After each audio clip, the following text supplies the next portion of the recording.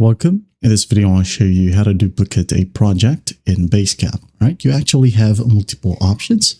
So first up, click on the project itself. In here, go to the top right, click on the three dots. And if you have the paid account, you'll have the duplicate function in here.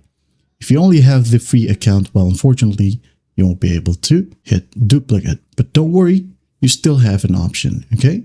You can go ahead and save this one as a project template. All right, click on it. Now give it a name, add an optional description, include people if you want to, include comments as well. It says here include people. Well, whoever worked in this specific project will be moved or copied to the new template as well. All right. And then once that's done, just click on create a template. And whenever you want to create a new project, just select the template option and select this new project template. Okay. Another option, maybe you just like to duplicate to-dos or docs and files, schedules, something like that. Well, you have that option as well. Click on the specific section, click on it. Say, for example, the do's.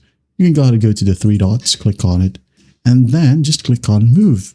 All right. It says here, choose where to move this to. Well, just go ahead and select the project, click on the drop down. Let's say you already have created a new project.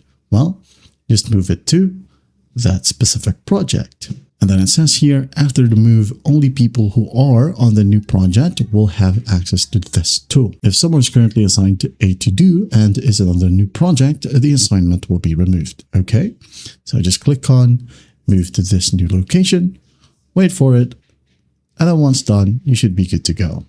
All right, as you can see, it's now moved to the new project. That is it. That is how you duplicate a project in Basecamp. I hope this video helps, and I'll see you in the next one.